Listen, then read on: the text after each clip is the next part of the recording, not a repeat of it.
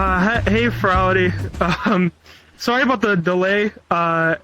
This is the first Quest user to ever be on the event instance, so we had to get that fixed because it's kind of important for my panel. So I'm sure you probably don't know who either of us are. I'm not currently wearing one of my main avatars, but many of you guys might recognize me from the accessories on my public volleys that are pretty much everywhere. I've only been making content for this game and platform for about a year, pretty much since last Furality Aqua. I've gained a lot of random knowledge about the platform, a lot of stupid, not useful stuff in a way, but my assistant Foxy over here is going to be helping me demonstrate some of these things since they aren't really demonstratable with just one person. An important thing to know is that they are currently on a Quest 2, which is why we had the delay, because we had to get the world working for Quest. First important thing is we are going to have this index. This covers everything that we're going to be going over. So at the bottom left, you'll see what current section we're on, and then on the right, you can see all the sections that we're going to be covering through this. It's a variety of different things. There isn't necessarily one specific focus for this, mostly because I couldn't figure out enough stuff to fit for one panel, so I decided to just throw a bunch of different stuff into there. We're going to first go over just some basic tools, some fairly basic stuff with that, and then work our way up in complexity from there. So first up is tools. This is by no means a comprehensive list of what you're going to want to do any of this, but it's kind of a basic list of stuff. I'm going to have links to everything that I am showing in this section at the end of the panel, so you can find the GitHub pages for them and whatnot. The first one here is the Creator Companion. I know this might be a little controversial, since its initial release was a bit controversial, but I do actually really think this is an important tool to learn and start using.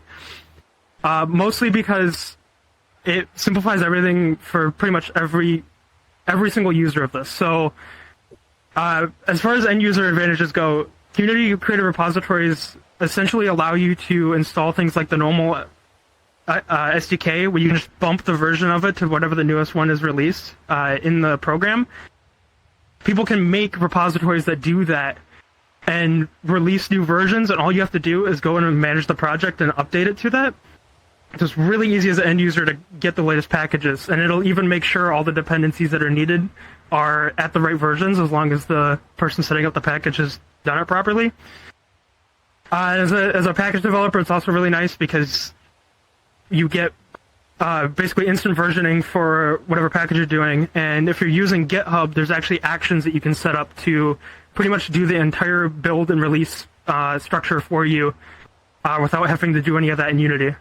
And it's also, this is another thing that maybe was lost, is that the system is technically VRChat agnostic, so as long as your package doesn't have anything that specifically needs one of the VRChat SDKs, you can actually still import the Unity package that is made into a non-VRChat Unity project, and it'll just work without any issues, which is, I think, something that a lot of people don't realize with the way the system works. Another thing is animator's code. This is somewhat the backbone of most of this panel. You can pretty much automate every single action that you can do in the animator controller editor. So, makes doing loops, like you can do loops on an entire set of states and transitions and make extremely complex state machines that just would take forever to make otherwise. The beyond here is actually made out of animator states using a black and white image that it looped over to make that image. So, yeah. The next thing here is a few of my own tools. One of these is actually part of what we'll be covering here, which is animator's assembly. So I'll go into that a little bit later. But another nice one that I'm just putting out here if people need it is Shader Finder. You can essentially drag in the root of one of your avatars and select a certain shader from your project for it to find, and it'll select every game object that has a material with that shader. So if you've ever been uploading a Quest version and you're confused on why it's complaining about a non-compatible Quest shader and you can't find it, that's kind of the solution to that, since it's not in the SDK. So we'll be moving to simple concepts now. I don't want the word simple to make it seem like if you don't know this, you don't know anything, because these are still kind of advanced things, but relative to the rest of the panel, I would consider them simple. So first thing is parameter drivers. Learning these is actually very important if you want to do anything complex. Normally with the animator system, you can't easily directly control parameters other than having animations that drive them, but that is severely limiting for many different reasons, mostly because you can just set them to a number. What the VRChat parameter drivers allow you to do is either A, set a specific parameter to a specific value. You can add a constant number to a parameter. You can also copy the value of one parameter into another, and alongside that you can actually do remapping to change from like one range to another range when it goes to that other value, which is really nice for converting different types of numbers to different parameters.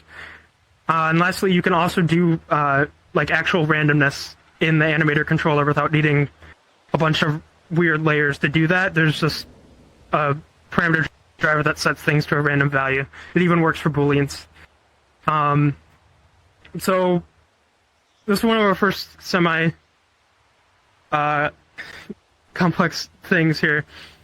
On the right, you're going to see there's this graph, and those are two different integers. So syncing and saving more than 8 bits. What I mean by that is normally when you have in your parameter list saved parameters, they can only go up to 8 bits, which only gives you, if it's an integer, up to 255 numbers that you get access to before you can't save any more than that.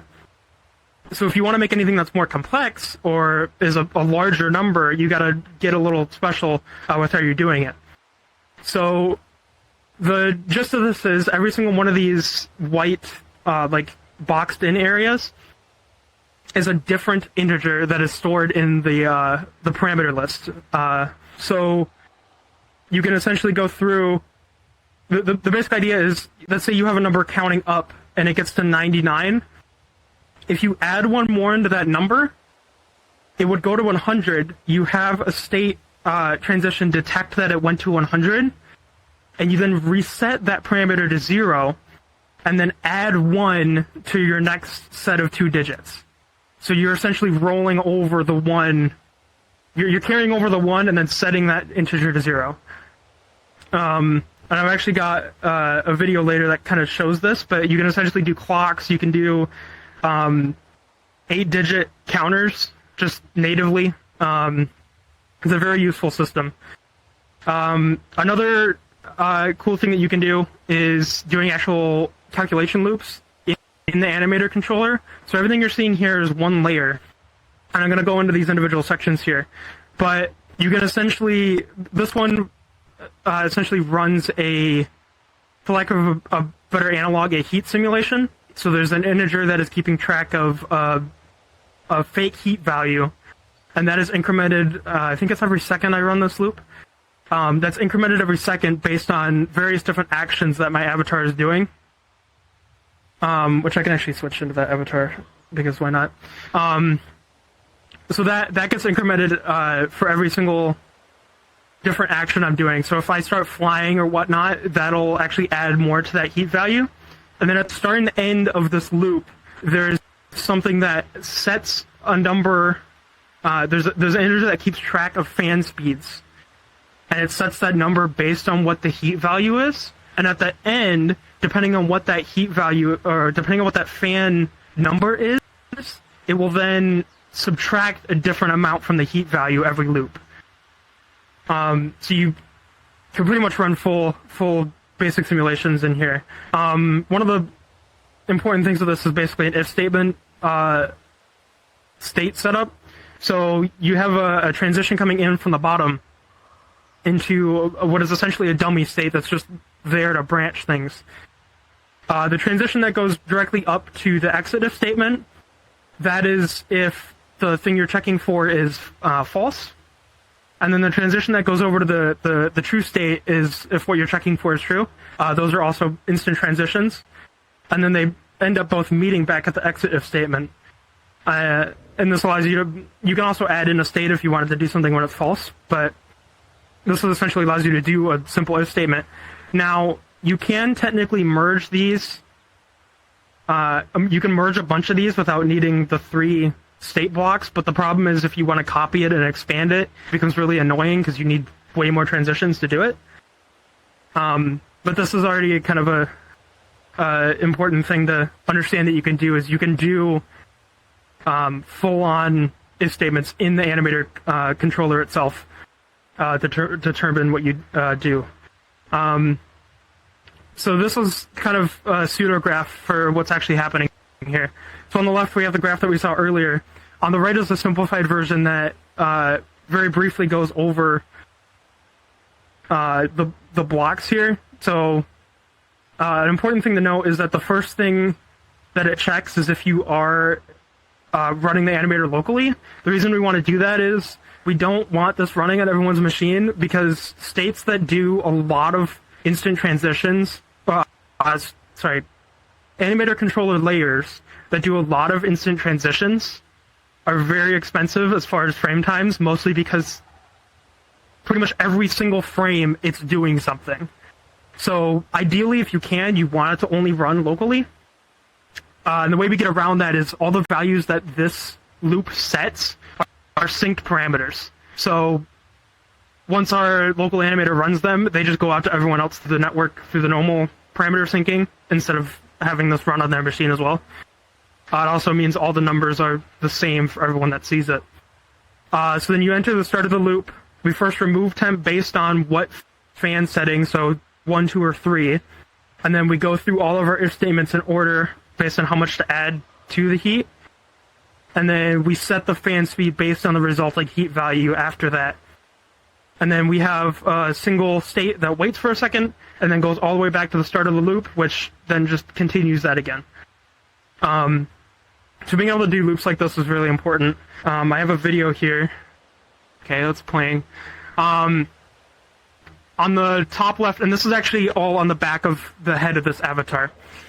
On the top left, you can see that there's the heat value there that is decreasing.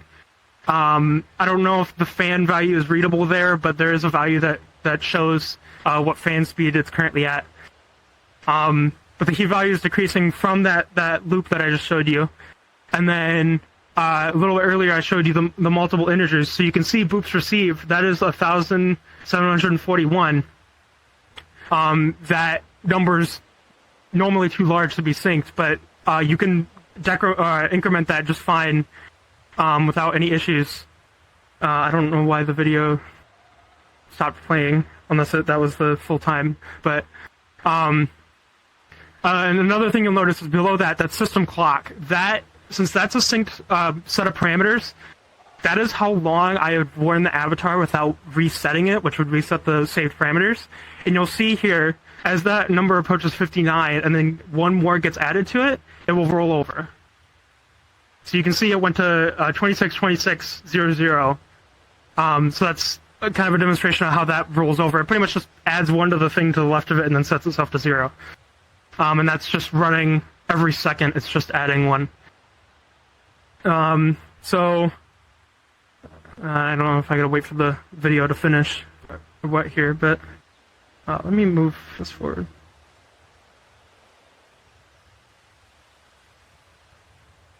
So I'm waiting for the slides to catch up.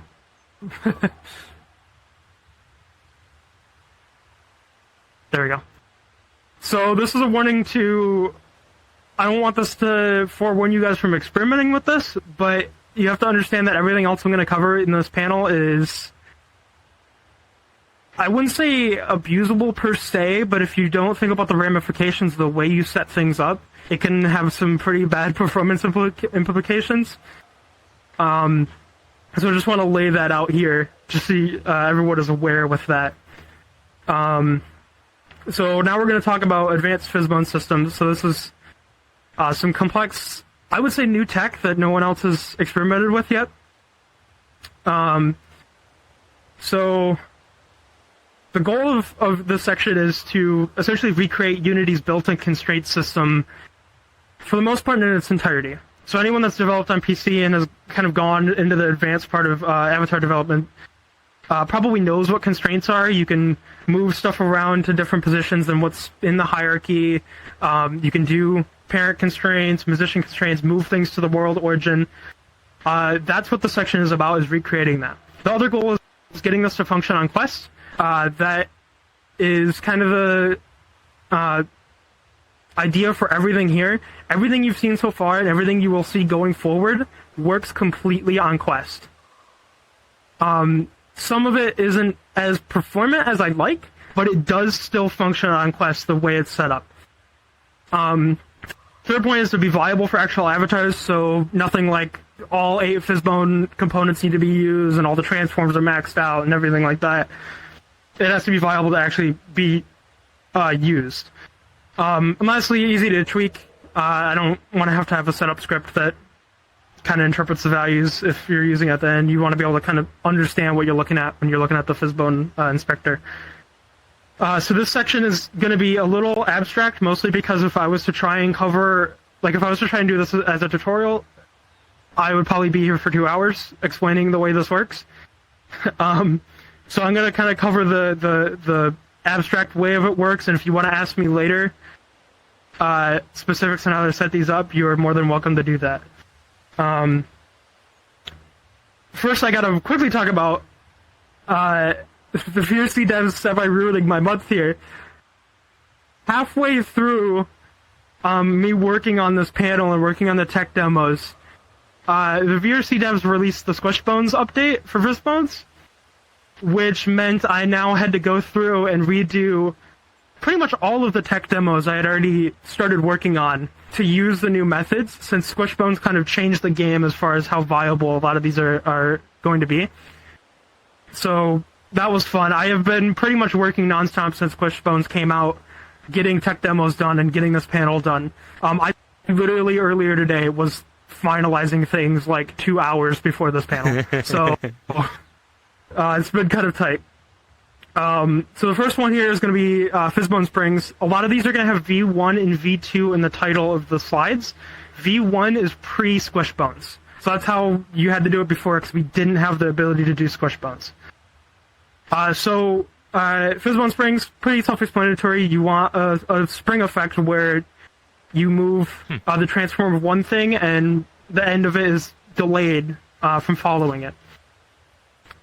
So you can see the blue text, that is the hierarchy of the game objects here. It's not entirely that important, but if you ever want to try and recreate these, it's at least somewhat of a reference.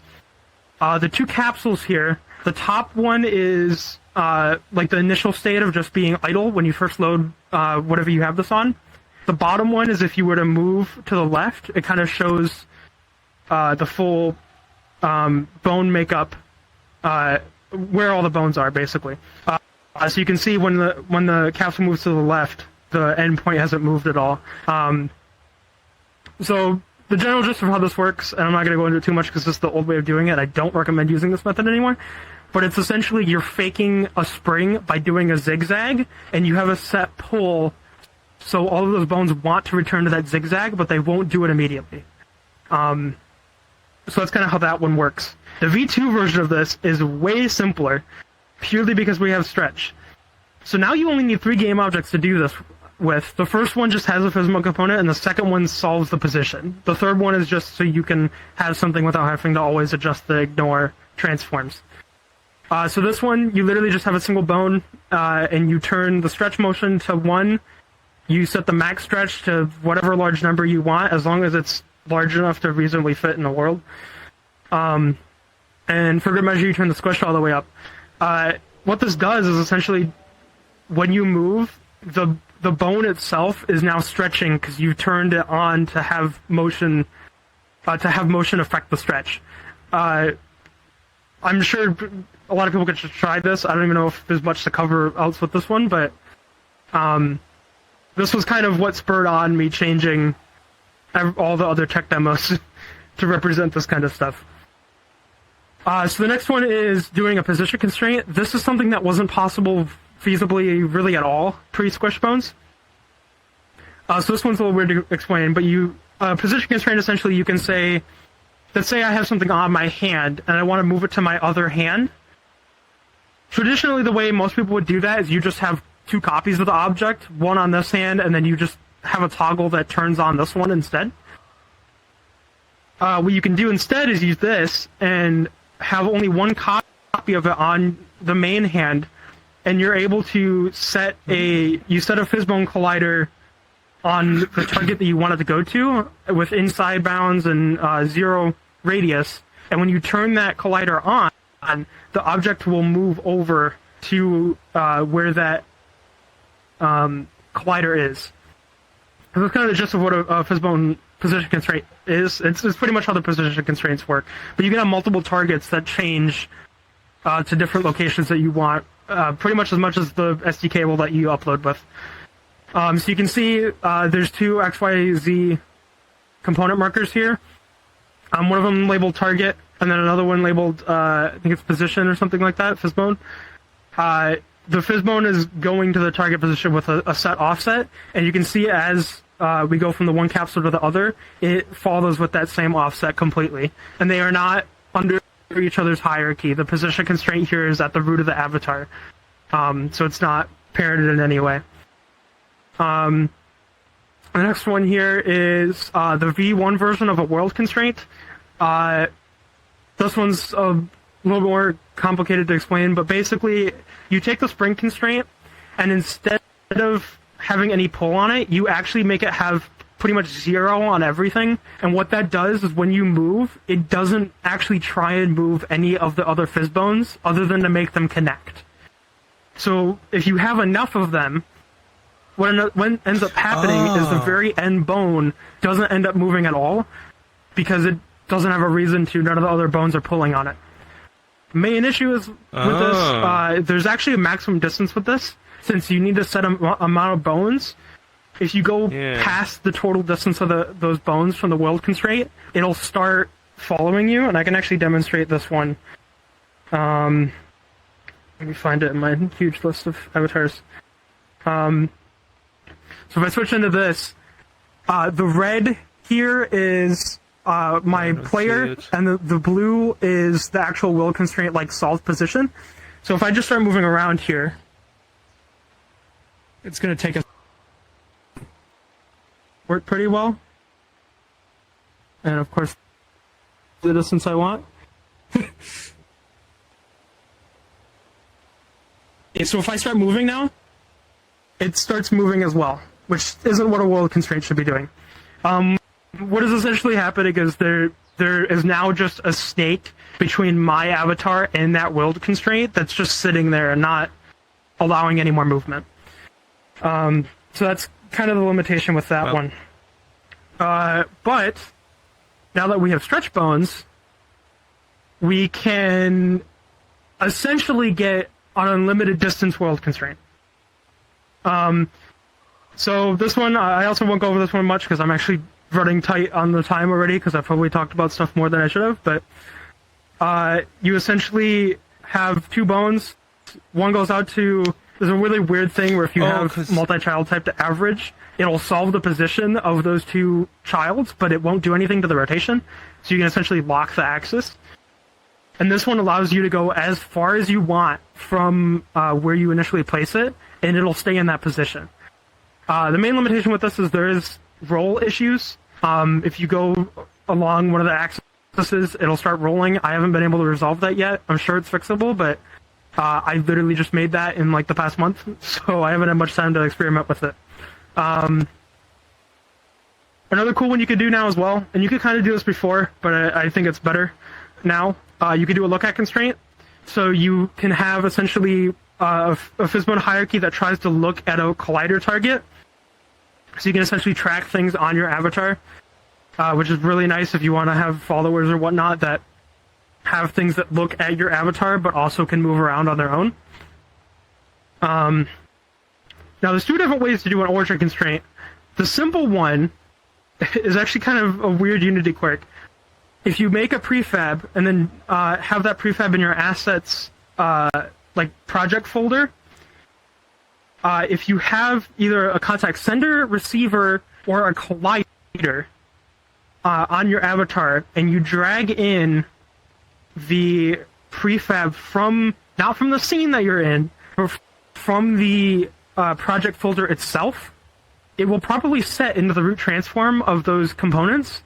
However, since those components won't exist in any scene, when it tries to load them, that transform gets set to what is essentially just a default uninitialized transform, which just so happens to be always 000. So whenever this tries to place the components at a transform, they will always end up at the world origin. Which is extremely cool as it is. There is a few limitations with this, however. The thing that you want to do has to have the root transform field, so you don't get an arbitrary hierarchy of being able to have like multiple objects and particle systems and whatnot. It's pretty much just the contact senders, receivers, and colliders that you can do this simple version with. However, I've also managed to develop an advanced version of the origin constraint, which I'm not showing as much here because there's a few Physbone components that are needed to make this work. However,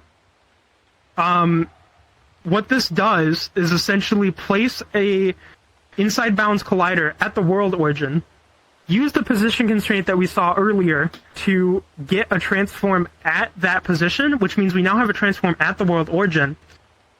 We have a look at constraint to make sure that we're always essentially having that object look along an axis, no matter what axis we're facing or however we spawned it in.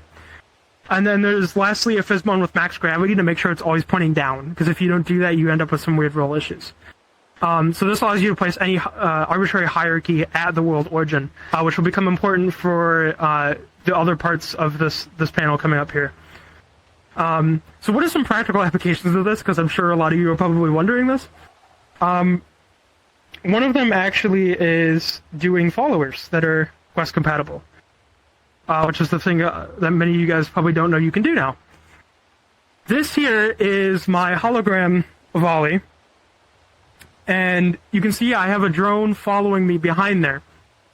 That drone is using all of the techniques I've shown here. This is actually using the V1 of a lot of the techniques. And you can see on the slides as well, I have the Physbone overlay open on this now. So it kind of shows you got to make up a lot of stuff to do this. But I can move around just fine, and this thing will follow me pretty much like any other normal follower will. And this is even using the look at constraint if you would like to put your hand in front of the beam. This is using the look at constraint to determine that beam to face me, and then there's a Physbone collider and receiver that determine how much of that bone is inside of my body, and that controls the emissions. I'm seeing almost no one doing stuff like this, and I'm hoping that's kind of part of this panel is to show that you can do this and have people experiment with this. Another good technique is you can actually do cross-avatar data transmission using the origin constraints, which we will get to in a second because it kind of has some wild implications. This next section, we're going to move away from that for a bit. We're going to talk about Turing complete avatar controllers, which I'm sure a lot of you probably already know what Turing completeness is. And I'm going to switch out of this just so you guys can see me, because it's a little trippy. But Turing completeness is essentially the ability for pretty much a device or a system to emulate a Turing machine. which in all intents and purposes, the original Turing machine was essentially you have a set and you can move along a bunch of cards and program in any arbitrary movement of those cards. It's pretty much the starter of what you need in order to determine if you can, I don't know, for instance, run Doom on something. If it's Turing complete, there is likely some way that you could run Doom on the device, even if, for many other reasons, it might not be feasible, but in theory, you could run Doom on something that is Turing complete. Machine. The image I have here actually is someone demonstrated the fact that Microsoft PowerPoint is Turing complete, and you can run a full Turing machine in a PowerPoint, which is kind of wild. But if anyone sees where this is going, I've basically been able to move this into VR chat. So I went ahead and designed a semi-fake language, mostly because trying to copy from any of the existing languages would cause all kind of weird things. So this is just kind of an overview of this language. It's based around assembly, but with a few tweaks to just make it more readable, since I don't really have a lot of the limits of assembly when it comes to a compiler or whatnot. Here's more of the opcodes. These are the main opcodes that you can do. There's quite a few of them. So, the compiler for this is around 3,000 lines of C#, all in Unity. It has full support for doing things like subroutines, which are essentially functions. It has a full stack that you can interact with. It has go-to commands, and you can do full comparisons on multiple parameters. It has access to the random number generator that we covered earlier with the Physbones. And you can do basic math in it as well. So you can add, subtract, multiply, or divide two different numbers. And there's even rudimentary GPU commands for a screen system that I have implemented. What I have essentially managed to create here is a full-on compiler that can take in any arbitrary any arbitrary assembly code and compile that into an animator controller that can run at runtime in VR chat. So you can see here I pull up the inspector. At the bottom you have an IDE that you can program the actual program that you want to run on the avatar. There's a bunch of different options that you can configure as well, turning the stack on and off, if you want to organize the animator controller graph or not, and then if you want to generate a screen and the pixel size of that screen. The screen allows you to directly pretty much bitmap everything. Like, it's a bitmap screen, so you can individually address every single individual pixel on it. Now, there's a few drawbacks with this, unfortunately, and there's ways around them, but I have, for a few of the drawbacks, I'd have to refactor all 3,000 lines of that C# code, and I haven't done that yet, for hopefully obvious reasons. So the main one here is large enough animator controllers could actually visually freeze the client for a few seconds. My main guess on why this happens is because the amount of parameters generated on the animator is quite a lot. We're talking 200 plus for pretty much anything that you can imagine being on an animator controller. And something with the way VR chat loops through that when it unpacks the world makes it really unperformant. At least initially, but once you load the avatar, it's actually fairly well running. You have slow calculation times. This is mostly due to the fact that each CPU step essentially is a frame. So if you want to do multiple steps for a CPU instruction, it's pretty much how many frames are you taking up, and that adds up fast when it comes to time. And many of the instructions need to work across multiple CPU steps due to the limitations of I can't do operations directly. Like the parameter drivers, you can't do them on two parameters at the same time. You can't directly add one parameter to another. So to get around that, I essentially have to loop over both parameters and essentially add the one into the other progressively, which is very slow. Another issue is every value is in the form of an int, which is kind of my mistake when I started coding this. But that also means if you try and do any binary operations, you need to convert it to binary first, which is really slow again because I have to do things over multiple steps just for one instruction. The solution to that is rewrite all of it to use bools and do it in binary, but I have to rewrite all of it, and that would take forever. This has been already like a 3-month project that I've worked on this compiler for. I'm going to show you a video here real quick. This is in Unity. You can see I have an avatar up there that has the system on it, and at the bottom I have the animator controller. This shows that if you have the layer trying to render, the Unity editor itself slows down to about 5-10 frames per second, just trying to redraw the animator controller window, since there's so many different components in there. And you can see it jumping around. Many states, or many opcodes have a lot of states that are needed to make them up, due to a lot of the workarounds that I have to do. So that's what that is. I think we gotta wait for this one to finish. I don't remember how long it is, but yeah, it's quite intense to try and preview this stuff in the Unity editor. It actually compiles slower as well if you have that window selected, because every time it tries to modify the animator controller, the animator window tries to redraw that modification, making it extremely slow. But I'm waiting for this video to finish here. You can end the video early if you want as well.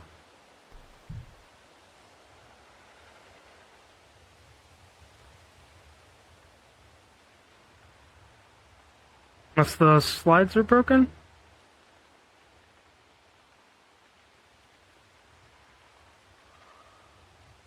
My slide preview is turned to the default background, so I don't know what's happening. There we go. Okay. I gotta move back now. Okay. Now we can move back to the slides now as well. They haven't yet.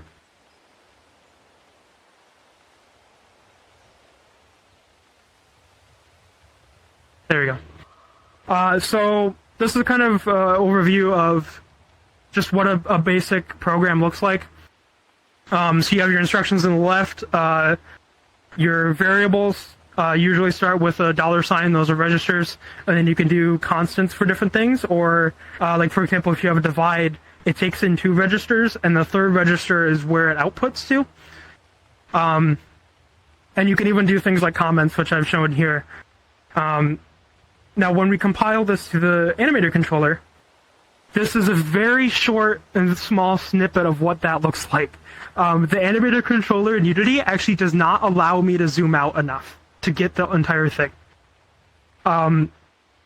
So you can see every single line, so every single column, that is an individual line. And then as you go down in that column, those are all of the states needed to make up that single instruction. So a lot of them are simple ones where it's just copy the parameter from one to another. But things like multiply and divide and addition have a lot of states, and you can see those are the ones that go off the screen because those ones have to do an essentially expanded version of those calculation loops I showed earlier, except way more complicated and automatically generated because that's how I'm using this. There's not really another way around doing it like that. You were muted. So this slide's kind of important. The stream may appear frozen for about 2 to 5 seconds.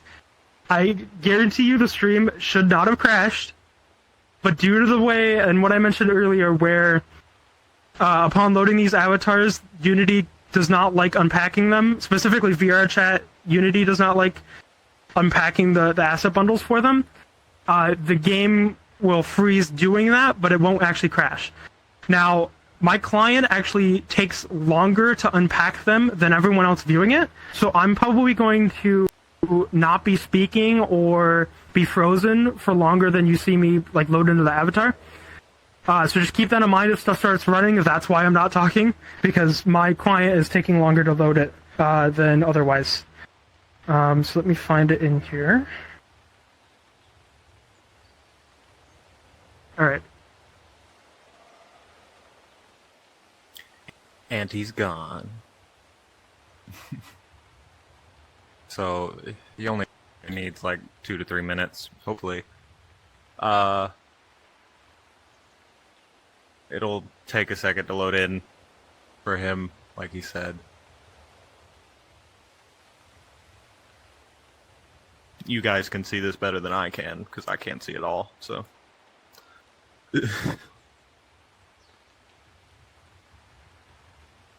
At least not yet, of course. Come on, I can't stall for that much. I don't know how to stall.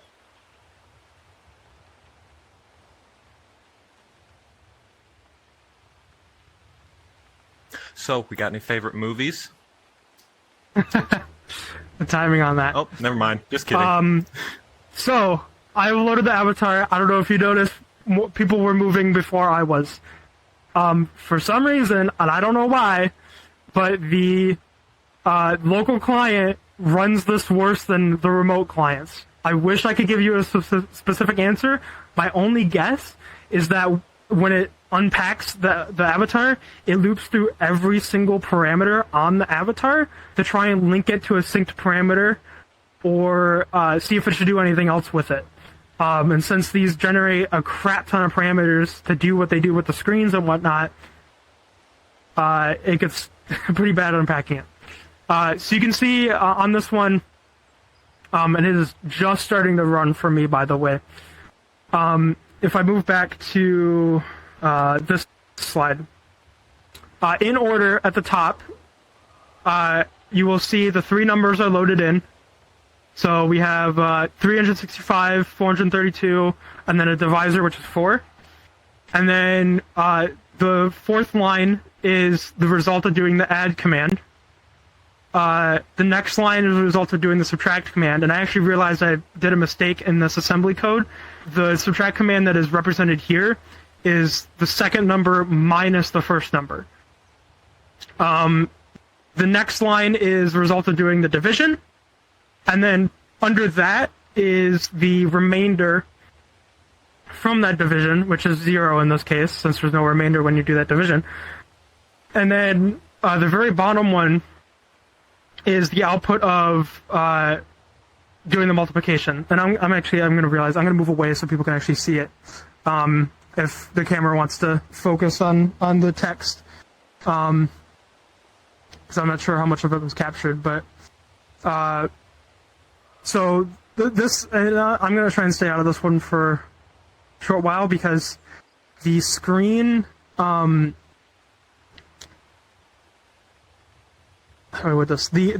screen parameters, the amount there is here and the size that I've made the screen actually make it lag quite a bit, and since every single one is addressable, they're actually all individual meshes.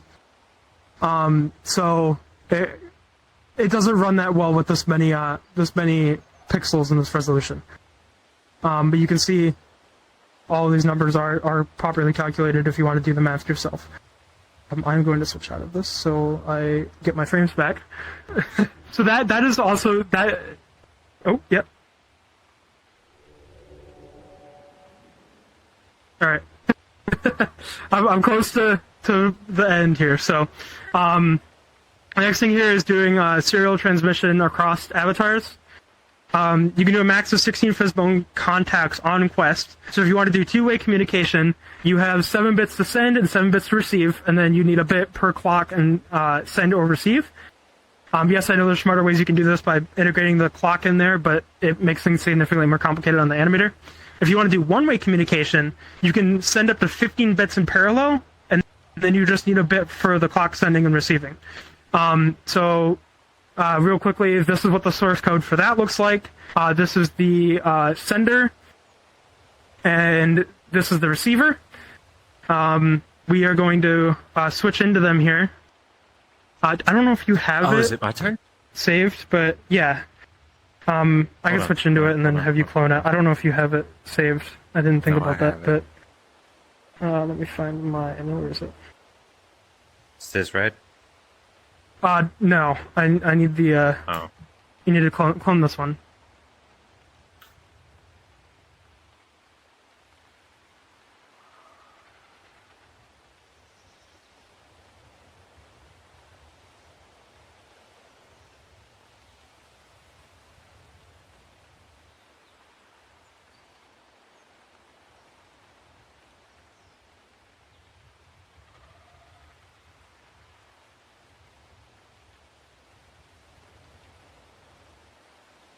All right. Face towards. live by a little so bit. What you're gonna see, my avatar is gonna start printing things above me. Make sure you just face forward, yeah, so they can see the text. My avatar is printing stuff above me.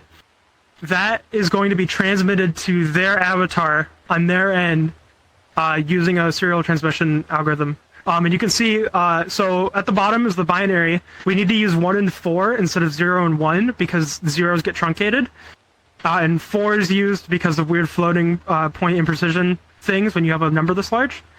Above that is the integer version of that number that is being transmitted. And above that is the ASCII character code that relates to that number. So we're able to fully interpret ASCII character codes and print those to the screen. So you'll see here in a second, it all runs locally, so it might take a little bit longer for the stream, so I want to make sure they get it. But their avatar should now be refreshing its screen with that new information that it just received.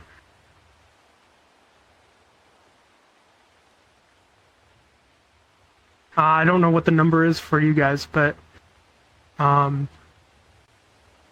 it actually refresh on the stream? I can't tell.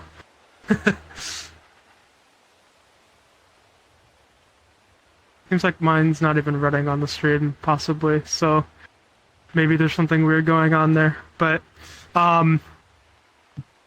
it's working on my end. I don't know why it's not working on the cam bots, but that's fine. The basic idea is here, right? You can see that they have the receiver text, and that if it was working, they would be receiving things, and that would be redrawing itself. So there's that.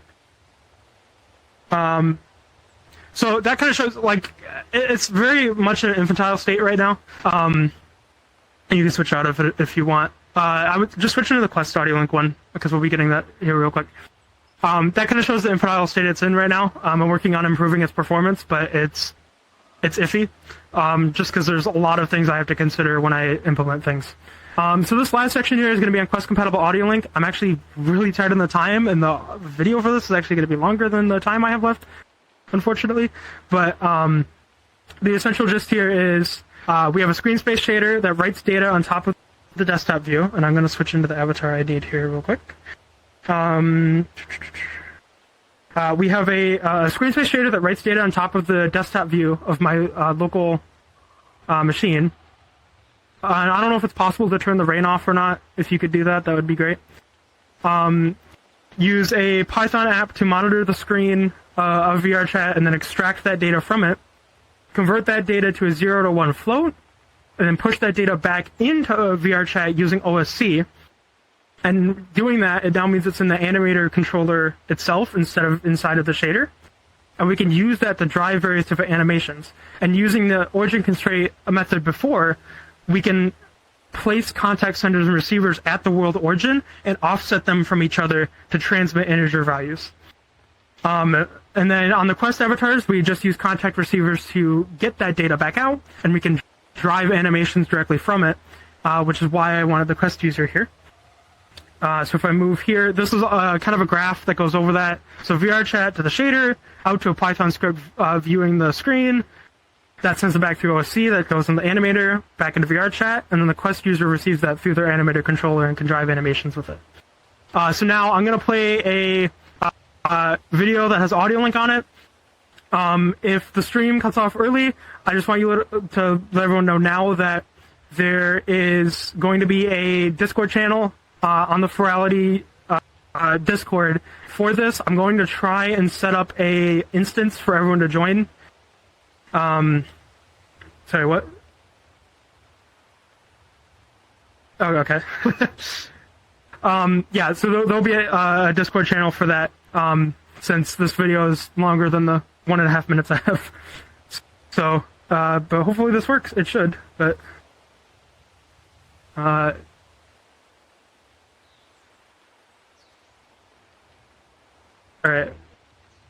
It's not working, by the way.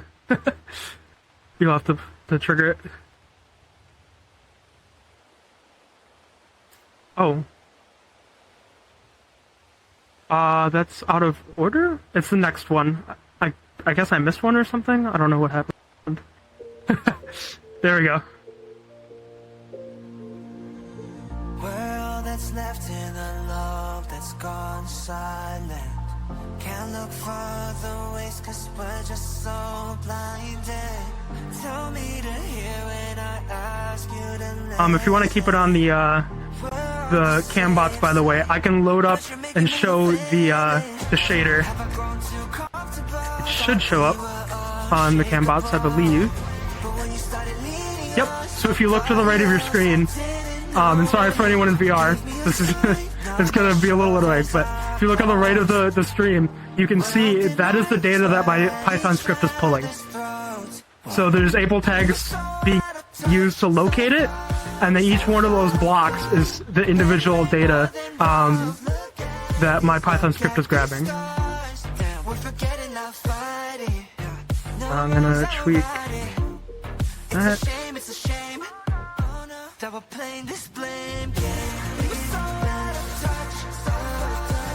Kind of a jam session at the end here, but feel bad for going over all the time, but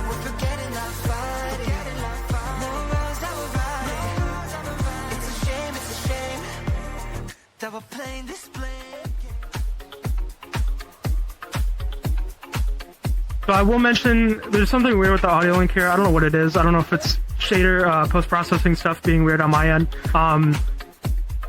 It's a bit more reactive than this on a normal audio link world, but I didn't have really a way to test it entirely here yet and tweak it as much as I would have liked, but here's what it is.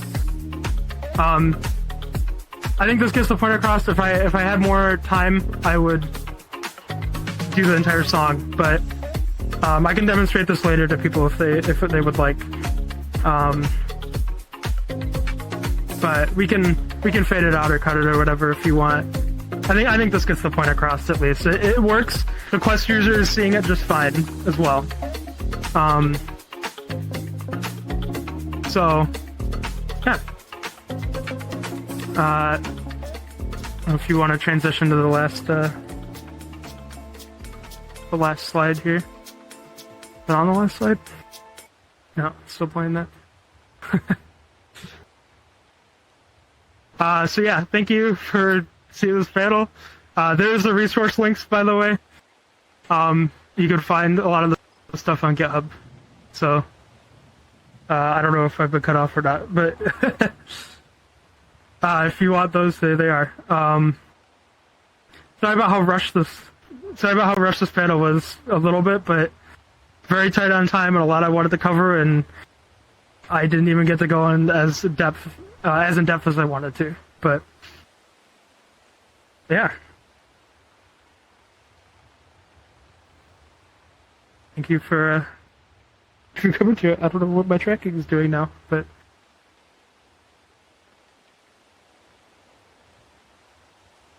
so just a recap on that. I'm going to be trying to set up an instance through the Furality Discord. There is a channel there specifically for this panel. I'm going to try and get an instance link set up that everyone can join into, because I think it's just easier to talk about it in an instance. But if you want to ask questions there as well, I'll try and answer as many of them as I can about any of these systems, since I really want to get this out there. So yeah, I've been HackerBot33 and a lovely assistant here, Foxy. Thanks for watching my panel. Nothing else to say. Goodbye.